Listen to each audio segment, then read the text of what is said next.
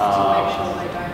No, apparently they thought they would have needed to, but apparently these are the batteries.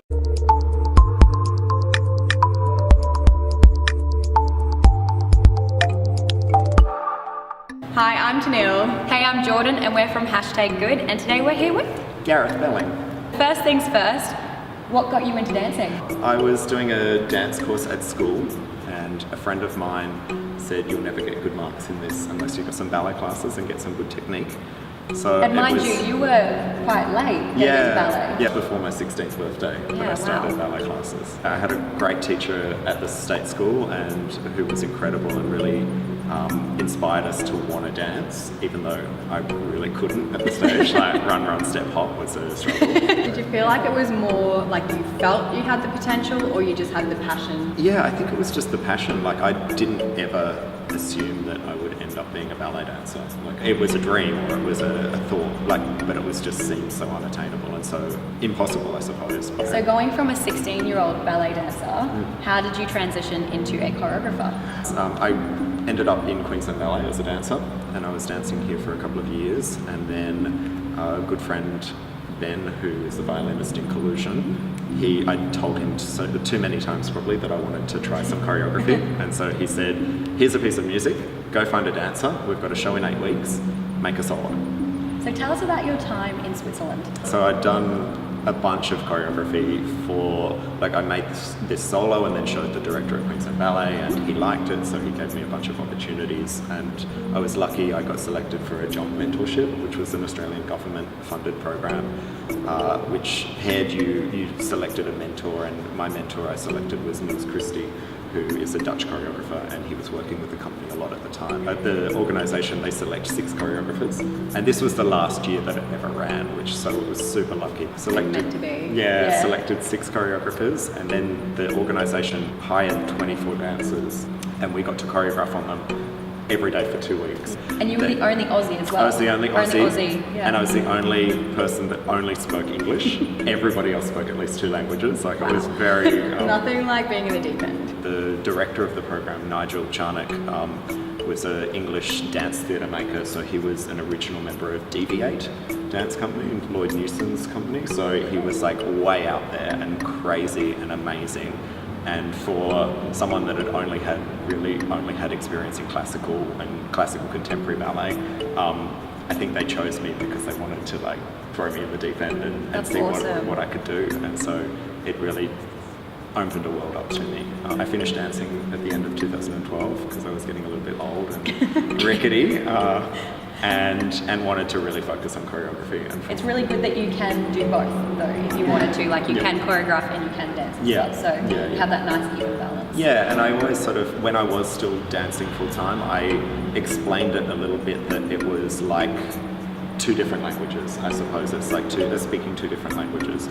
Sometimes dancing helps me tell the story better, and then sometimes choreography helps me speak more clearly. So do you feel like once you started choreographing, did that make you become a better dancer or a better student, or?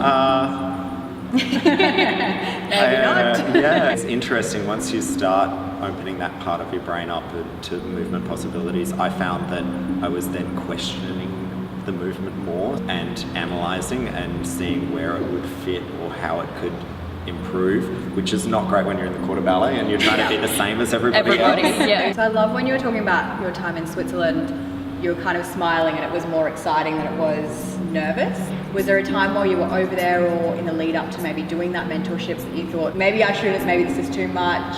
How did you go about those kind of nerves, or did you ever get them? I think I get more nervous walking into an empty room at the start of a creative process than I get doing a program like that sort of thing. Like, it's like at the start of any ballet, whenever I'm starting a new ballet, it's like an empty room, like with and you haven't started anything and there's no steps done yet, kind of thing. That makes me really nervous because the possibilities are infinite. Yeah. That's what makes me kind of nervous, but also excited. Well, I think it's time we start talking about your really exciting project that's happening now. Yeah. So let's talk about your new show. Yeah, so we have a new show which opens on the 17th of August at the Brisbane Powerhouse, and it's called Muscle Memory Reflex.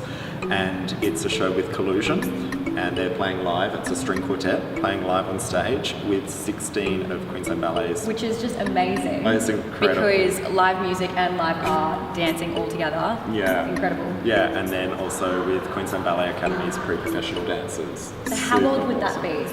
Most of them are 18 to 19 sort of range, maybe a few little young'uns, sort of 17. Young'uns in there. This is a really quite a unique program for them because it's contemporary ballet and it is live music. Like, this is sort of their first kind of opportunities to really be featured, as well as all of the group work, to play with lightsabers. Yeah, they were really fun. That's really cool. Yeah. So- When we saw the little sneak preview, I wanted to get up there and just wave them around. No, I've never had the opportunity to play with a lightsaber. Yeah. That's the piece called Contact Point, and it's got these 6-meter long light tubes, which are like LED lights inside Perspex tubes. So all of the dancers manipulate them, and all of the partnering is done either end of a light tube. Yeah. And the idea was that it's a contact point sort of thing. That it's like when I hand it, then the movement then begins.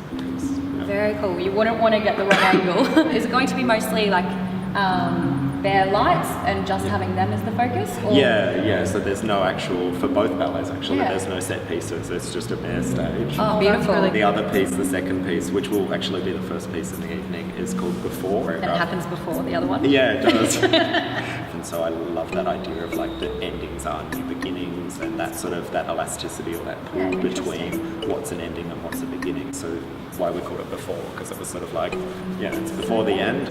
I describe it as like a neo-romantic ballet. I have these images of Giselle Act 2 and Lust of Feed and things in there, but it almost doesn't look anything like that because they're all dressed in black. But When you were choreographing that piece, did you work it from the formations or did you work it from the steps? we created it from a contemporary dance viewpoint, so I gave them all specific tasks to do, and then the dancers actually created a lot of the movement themselves, and they're credited as like co-creators Oh as wow. well. Out of the whole process, like everything to do with this show, what has been your favourite part?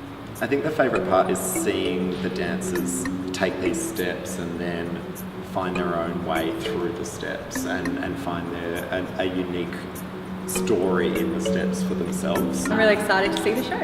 Yeah, same. Sounds really cool. All right, so before we get moving, we've got a little bit of a challenge for you, okay? So we're going to play 10 quick questions. Okay. And you must use First answer. And you don't even have them written down. Oh my god. Oh, we do. Oh right, okay. So number 1, most inspiring show you've watched. Oh, I saw this circus show in Berlin last year. I know the French translation. It was like He Who Falls, and it was this table that spun constantly. It was incredible. Name 2 classical, no, sorry. Wrong question. Wrong question. Name 2 classic ballets. Giselle, which is my absolute all-time favourite. And then a modern classic would have to be In the Middle, Somewhat Elevated by William Forsythe. Very cool. Who is your most inspiring or favourite choreographer? I'd have to say Nils Christie. Name 3 famous ballerinas. Oh, so many. Sylvie Guillaume, obviously. 1. Yeah. Claire Moorhen 2. from Queensland Ballet, because she's my rehearsal director at the moment for this show, and she'll kill me if I don't mention can't her. not say her. You have But she's one of my favorite, like one of the favorite dancers that I've ever had the pleasure of choreographing on. Darcy Bussell. Done. Yeah. What's the best advice ever given to you in your career?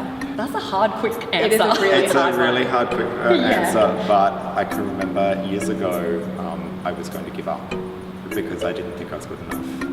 One of my teachers and one of the principal dancers at Queensland Ballet at the time, Paul Boyd, told me that there's only now. Like, you can do everything else that you're thinking about, you can do later. I think that's something I've taken with me. That's really good advice. That is great like you only have dancing is like that much of your life that in time wise, you've just got that little bit and you've got to go 100%. You heard it here first. You can be a saxophonist later. Later. Not me. Okay, what's your favourite stretch? Hip flexor, stretch. Oh, I'm taking notes on this I one. know. You lie on a table, something really supportive, like a table at the edge of a stage, and you let one leg relax down, and you pull the other leg up to your knee, and you just let it. It's like it's a total. No, well, it's. It would feel good, It but- feels good. It's not like one of those really fully stretches. It's just a nice relaxation stretch. Thanks for watching, everybody. My name's Gareth, and you can find me on Instagram at Gareth Belling, or on Facebook you can find Collusion at Collusion Music and Dance. Yeah, so Muscle Memory Reflex is on the 17th and the 19th of August, which is Thursday and Saturday night at 7 p.m. It's a 1 hour show, straight through, no interval. It's at the Brisbane Powerhouse Theatre. Tickets are at the link. Yeah. And I just want to see the lightsabers again. Yeah. They happen to be over there in a box, actually. Oh, really? We'll have a play afterwards. We'll have to whip them out. We have to